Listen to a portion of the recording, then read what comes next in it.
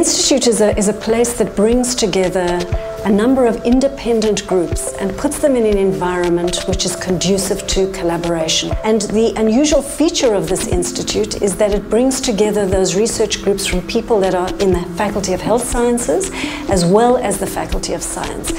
So it's an unusual structure in as much as it is trans-faculty at UCT. The IDM is interestingly located within this fishbowl of a building, and I think that's an interesting metaphor because it really is a fishbowl of different researchers from different locations all over the world. The mix of expertise and the scientists and the great minds that one finds here. And it's getting those people who has traditionally worked in the lab, in the clinic, in the populations, getting them together to work together. So in some way what we've tried to say in the Institute, the space is not mine or yours, the space is ours. And what I really love is I come up for coffee and I'll end up having a conversation with the immunologists about a project I'm thinking about, and it clicks with something they're doing, and so we end up talking and now we're collaborating. It very much is around recognizing the strengths of having laboratories, community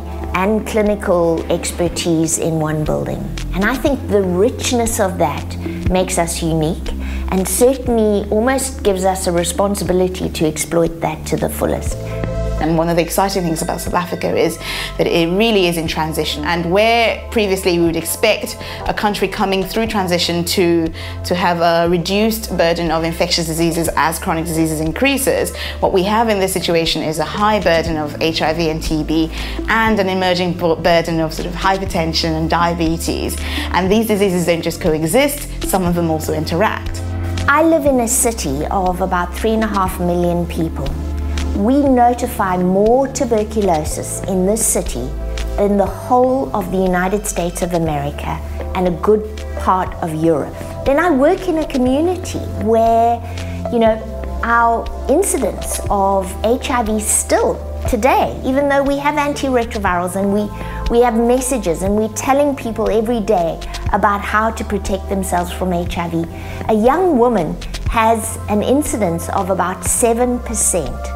So 7 in every 100 will become HIV infected annually in the communities where I live.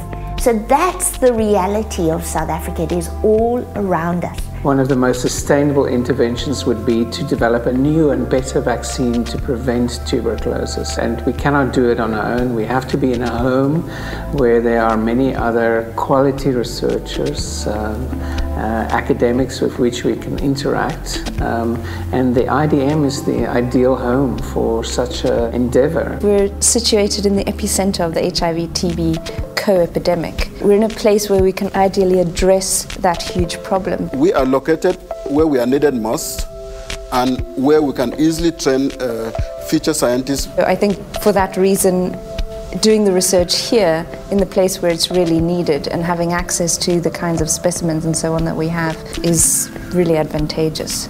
And so for me, that's what makes this institute special. It makes it special in South Africa, it makes it special in an African context. The notion of being able to work in a multidisciplinary way. And that was, in fact, the original strategic intent of the institute. And it also has world-class scientists and amazing research facilities. So you can immediately be close to where the problems are and still have the facilities to address them immediately. And that combination is difficult to find in other African areas. IDM is really constitutes of fundamental research and clinical research. And I think these two elements are very important, and we contribute to the fundamental research, and hopefully the clinical research learns from our results.